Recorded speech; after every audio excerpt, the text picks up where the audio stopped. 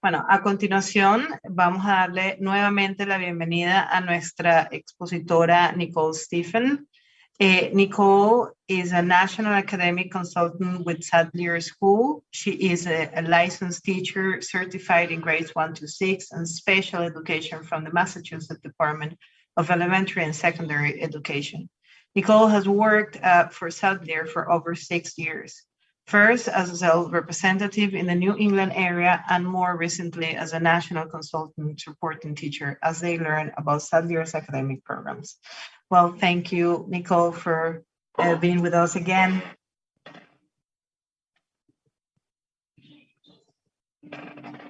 Thank you so much for having me. I am very excited to present today on one of my favorite topics, effective grammar and writing instruction. So today we want to talk about, next slide, please. Today we want to talk through a few different routines, and I want to introduce you to some ways that you can teach grammar in the classroom effectively. But we also want to talk about why we teach grammar. What's the research behind that type of instruction? And what does a strong grammar routine look like? I'll give you a couple of examples there, some things that you may want to think about implementing in your own class. And we'll look closely at how teachers implement this in class. What do those strong instructional routines look like? And then finally, we'll close with how can teachers make grammar and writing fun and engaging. So a couple of ideas about some games that you might want to implement and some resources that you can access online on sadlierconnect.com that are complimentary and will help you with effective instruction in class.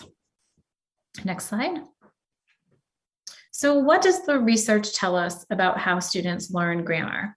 So researchers know that extensive reading and writing is important to grammar instruction because students read and acquire knowledge of grammar based on their comprehension skills, but explicit instruction is really crucial for students to master the conventions of written English.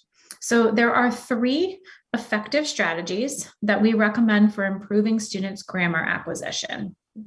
And those are sentence combining, sentence expansion, and sentence imitation. So a strong grammar routine is going to include those 3 components. Next slide. So how should we guide that grammar instruction? If students are really going to internalize the standards of written English and be able to apply those in the context of their own writing, we first need to make sure that they're introduced to the basic parts of speech so that they have a context which to begin their discussion of grammar concepts. So what that really means is that you need to start from the beginning. So following a grammar instruction in sequence, in a developmental sequence would be most appropriate. You also want to ensure that you are placing the importance of grammar instruction within the framework of the student's own writing.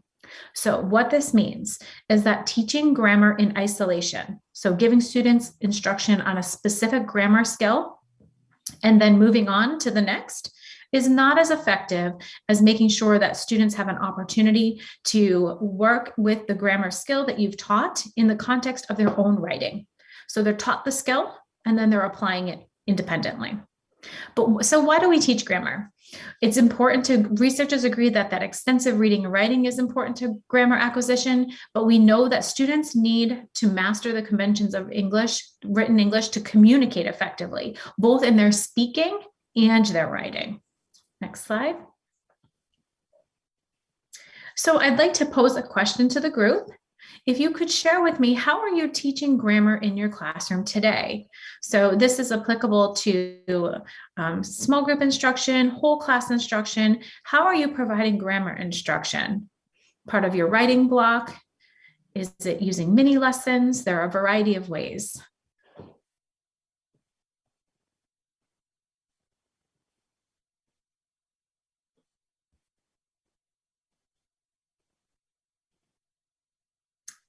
Can you go back, please? Oops, sorry. Keep going, go back again. There we go. Did anyone answer the question in the chat?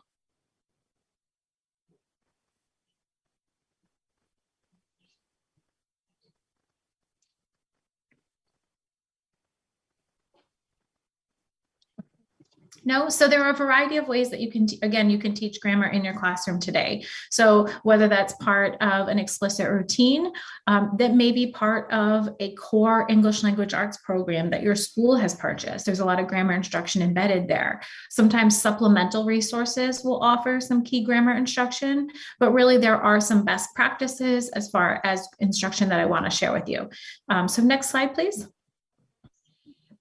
All right, so let's talk about the elements of strong grammar instruction.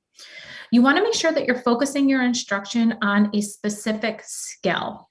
So having students exposed to a variety of skills as you're trying to help improve their writing could be confusing. You want to make sure you focus your instruction. A great way to give grammar instruction is to use a mini lesson to teach the concept. So a mini lesson is that quick 10 minutes of instruction that students are introduced to the new concept. There's opportunity for practice with the new concept, and then we're asking students to write and apply the new concept. So those are the elements of strong grammar instruction. You want to focus that really clearly on one specific skill, teach it in a short mini lesson in a 10-minute increment, and then have students have an opportunity to immediately apply that authentically. Next slide.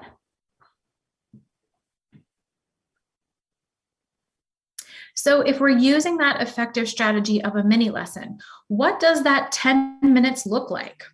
So you want students to learn about the grammar skill. This is where you, as the teacher, do the modeling. So you're going to model the use of that skill correctly for students, explain to them the concept of the grammar skill and provide that model. You'll then move into scaffolded practice. And when I say scaffolded practice, we want to make sure that students receive the guidance that they need to apply the skill. So we don't just say to students, okay, I've modeled it for you, now you go and apply it in your own writing. We give them opportunities to practice it and give them an entry place. If they're struggling, we make sure that we provide support and we give them ample opportunity to practice that skill. And then you're going to evaluate student writing. So you're looking for students to make sure in their own authentic writing, that pieces that they produced in class, to make sure that you're noticing that the grammar skill is applied correctly in the context of their own writing. Next slide. So let's take a look at a mini lesson example. So here is an example of present tense verbs in one particular lesson, and then moving on to more challenging, where lesson 14 says more present tense verbs. So the way that these mini lessons are presented is that first we focus on present tense verbs, and then the next mini lesson we go deeper. So we're deepening students' understanding of present tense verbs as they continue to work with that particular grammar skill. So we've set our objectives.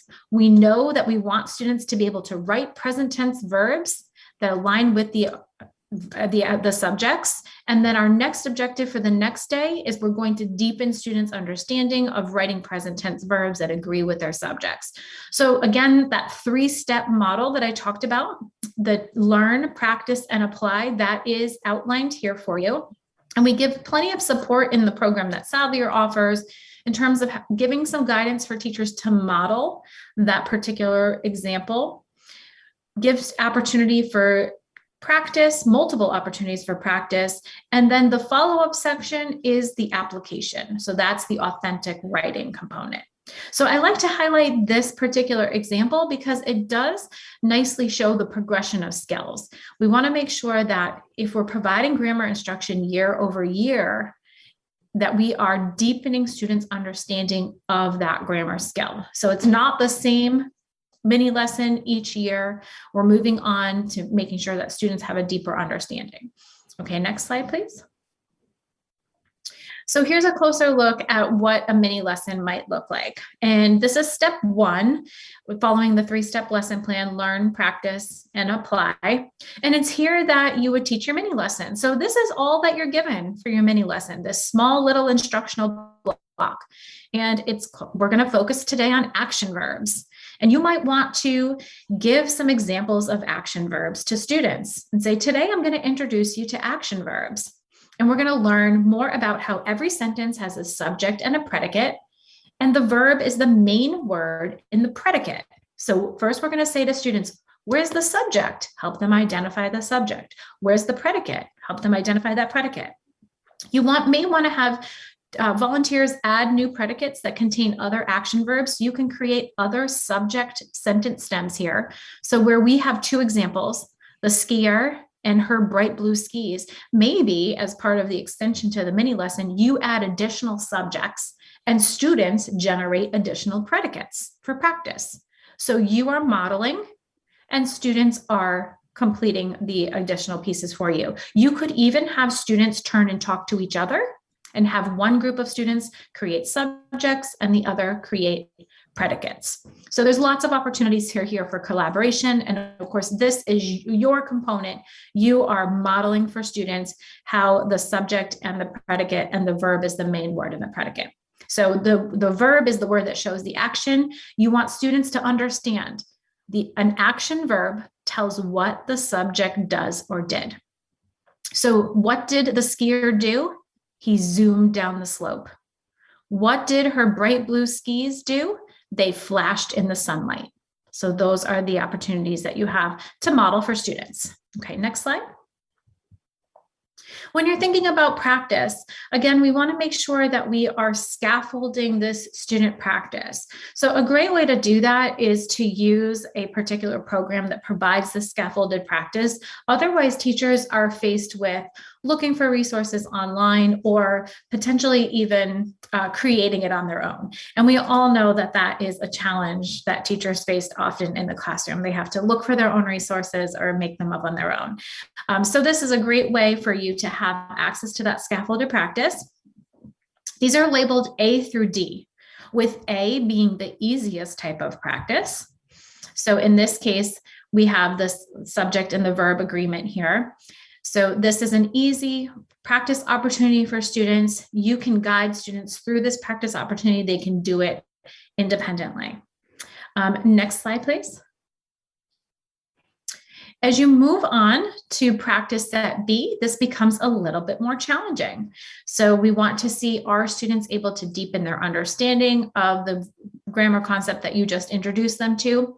A way for you to work through this with students, if they find this to be challenging, you can model completing the first few of these exercises. So maybe you complete exercises 1 and 2 together. Students complete exercise 3 and 4 with a partner, and then move on to complete the remaining exercises independently. So that's a great way to help them get started with this particular exercise. Next slide. And we're going to continue to move on and deepen our work with that particular grammar skill. So here is one where there's an item bank here. We have a reminder up here at the top of our page. We want to step in and remind students about the key components of that particular skill. So it tells us right here, the verb often shows an action. So the verb is the action. And we want students to remember and be able to apply that knowledge. Next slide. And finally, one of the most important components of your grammar instruction. Remember that high impact routine of learn, practice, and write, with write being the final step in your routine. This is where you want to have students write their own sentences. They're going to generate sentences using a prompt. Now, many skilled teachers will make up their own writing prompts, and they'll say to students, I want to make sure that you use a variety of present tense verbs. I want to see action verbs. They will tell students the criteria in which they want them to use the particular grammar skill that they've introduced, but we do that for you right here. So a great way for you to use this resource, it tells us to have students write 5 sentences about a summer sports festival. Students use action verbs in the sentences, and if they need suggestions, they can go back and use the model that was in the previous exercises. So that's another great way to help support students who may be struggling with that type of application. They can go back and use the resource previously. One other thing that I want to point out that often skilled teachers do at the end of a mini lesson or the end of an exercise is they have students go back and do a self-assessment. So something like this particular example where it says a proofreading checklist, it says, did you add a predicate to complete extensions? Did you begin each predicate with an action verb? We are going back and making sure that we have applied the skill or concept that we have instructed students to do. So this is a way for them to self-check. You're going to go and you're going to assess their work as well, but here's a way for students to do a self-assessment. Next slide. Let's talk a little bit about writer's workshop. So high quality writing instruction is often done with a writer's workshop model. And so within the writer's workshop, you would introduce students to a genre of writing. So say you wanted to work on the narrative form of writing. You'd provide students with multiple opportunities to view narrative writing pieces. You as the teacher would collect those writing pieces and provide them to students, give them multiple examples, talk about the elements of the narrative piece, and then introduce students to how to write the narrative on their own, with the end goal being for them to produce a narrative that they have created. So that's the writer's workshop model. And many teachers lead this writer's workshop model based on resources that they've pulled from multiple areas. Next slide, please. But there is a great way to follow a best practice for writer's workshop within the Grammar for Writing program. So grammar and writing go hand in hand. So the grammar instruction is about high quality explicit instruction where you're teaching the skill.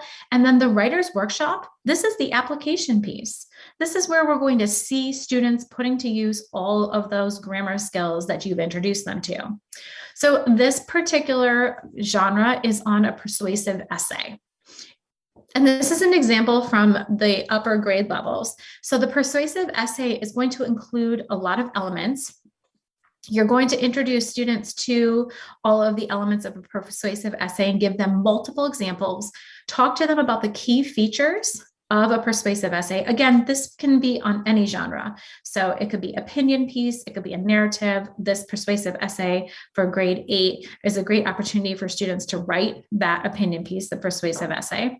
It's going to include all of the key features, and you're going to walk students through the entire writing process, start to finish. So you begin by having students do their pre-writing. Talk to them about how to select a topic. Walk them through the pros and cons about picking one topic over the other. Next slide. You'll continue with the pre-writing process, and students will have an opportunity to create a draft. We want them to use graphic organizers to create a different outline. So you can use a writing model following the best practices for a persuasive essay. Next slide.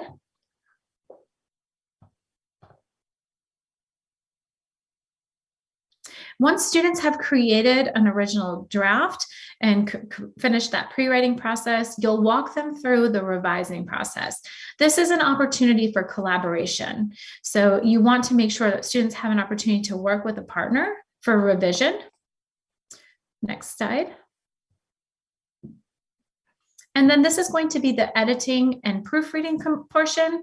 You'll produce a checklist. Skilled teachers typically have checklists for editing and proofreading. This may be a great opportunity for you to partner with your students and model some proofreading that you might be willing to participate in with your students. If you're having an opportunity for a conference with your students, that's a great place to do that as you're providing that support for the editing. And then finally, the final step of the writer's workshop is the publishing and presenting. So you'll model that for students. What does publishing your final piece of work look like? And make sure that you're using all of those grammar conventions of standard English appropriately throughout the piece. Next slide. And finally, on presenting, this is an opportunity for students to present their work from the class and gain feedback on their persuasive essay. So I also want to talk through quickly about the model for the writing application piece. So this is going to take you through a different genre of writing. This one's called a friendly letter. So outlining the friendly letter, making sure that students understand all the key features of this form of writing and making sure that they can apply the correct grammar to the friendly letter. Next slide, please. Students will keep working on the writing process here, making sure that they're using informal language versus formal language. That's an important consideration when you're deciding to create this letter. And this is a very important skill. So depending on the grade level, we'll introduce students to the specific writing skills that you want them to know and understand how to apply. So that varies by grade level. Depending on the standards that you are using. This one does have students writing the letters in 8th grade. And then you'll have students give them a writing checklist. Next slide.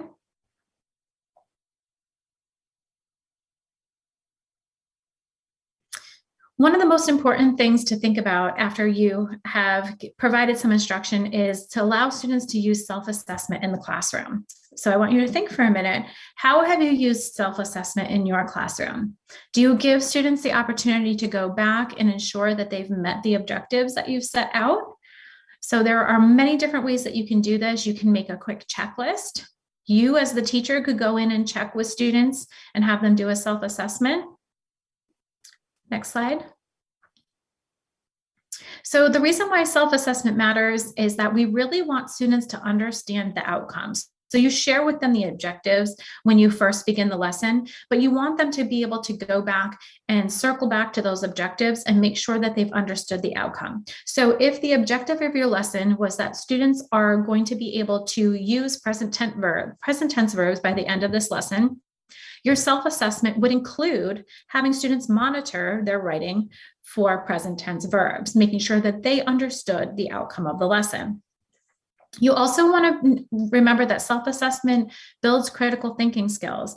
We are guiding students to be able to monitor progress and complete tasks. So if you provide them with a checklist so that they can monitor their completion of these tasks, that's a great way for self-assessment to contribute to their critical thinking skills. And it's also another opportunity for students to work collaboratively. So students can pair up throughout this self-assessment process and say to each other, did you complete that task? Did you complete that task? And go through the checklist together. They can also share out ways in which they have evidence of completing the task. Next slide. A proofreading checklist such as this is great evidence of a self-assessment. So the self-assessments are applicable to the evidence of the writing. They're applicable to, there can be applicable in math. There's a lot of different opportunities to use self-assessment. This particular one is related to grammar workshop and writing genres. But here's a great way for students to go into their authentic writing piece and say, how is my grammar and usage? Does it meet all of the criteria on this checklist? What about my punctuation and capitalization? Did I meet all the criteria for that? Then they can again work with a partner and kind of share that responsibility and have an opportunity for that collaboration. So the self-assessment really does play a key role in making sure that students are held accountable and that they feel confident in what they've completed. Next slide. Another great way to help students get engaged with grammar, get engaged with writing, is to have them play games with grammar. So this one is called Get Shaken with Adverbs. Next slide. And students have a game piece. So this would be something that you could print out and laminate for use in class, or you could put it up on the board. It's a great way to get students engaged. But depending on the sentence generator, students have to suggest predicates with the correct adverb to make sure that the subject and the predicate agree. So this is a game. Students can pair up or they can work in groups to make sure that they're active and engaged in class, so that when you're providing that grammar instruction, you give the mini lesson, there's practice and application, but there's also some fun and engagement with it as well. Next slide. Next slide. I want to highlight for you that you are more than welcome to access our free student and family resources related to both grammar and writing instruction for grades K through 12 on the student and family resources link on sadlierconnect.com. So if you go to www.sadlierconnect.com, there's a purple box in the bottom right-hand corner, and you'll click Let's Go. As soon as you get to that new page, there are a variety of resources for both grammar and writing instruction that are organized by grade level. We make a selection of our instructional materials free for use in class or for families at home. students can access as well. So we highly encourage you to take advantage of this amazing resource. And my talk today was specifically about grammar and writing. However, we have a variety of resources here on the platform. So you can access resources for math, for phonics, for English language arts, and we love to get new users and new traffic on the site. We know that you're going to love these free student and family resources and really find them impactful for instruction. So again, thank you so much for having me today. I hope that we've shared some good information with you about impactful grammar instruction and the Writer's Workshop model. If there's any questions, I'd be more than happy to answer them. Yes, thank you. Thank you very much. I do have some questions. Can I ask them? Yes, of course, please do. Yeah. I was wondering, I was curious. I mean, when you introduce each of the action verbs, are they presented like in different tenses, or or only present and past tense, or are like they vary the tenses in the presentation? That is a great question. So these are going to be organized as part of a chapter that's going to introduce the different types of verbs. So present tense, past tense, and they also dig deeper. So the lessons will progress one against another. So there might be 2 or 3 lessons on present tense verbs. There might be 2 or 3 on past tense verbs. And then depending on the grade level, that will depend on the difficulty of the instruction as well. So we start with the simple and move to the complex, depending on the grade level. Okay, thank you. And for example, the Writer's Workshop is within the same lesson. It's like at the end of each of the lessons? Oh, excellent question. So the way that the program is organized is that first we go through all of the grammar, and then the back of the book is dedicated to Writer's Workshop. And it goes first through the writing process. So talking about drafting, revising, editing, publishing, all the steps for the Writer's Workshop, and then drills into each genre. So front is grammar instruction and mini lessons, back is Writer's Workshop and specific genres. Okay, and do they have like digital formats, or is only like hard copies? Oh, we have digital formats. So for teachers who like to quiz their students about their grammar knowledge, we have online practice quizzes, we have games and study aids, and they go all the way up to grade 12.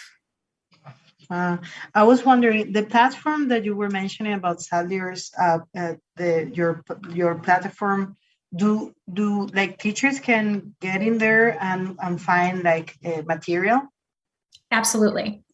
So you're going to receive just a selection of materials that we offer. It won't be everything, but it is free and there's no password needed. So just click the link.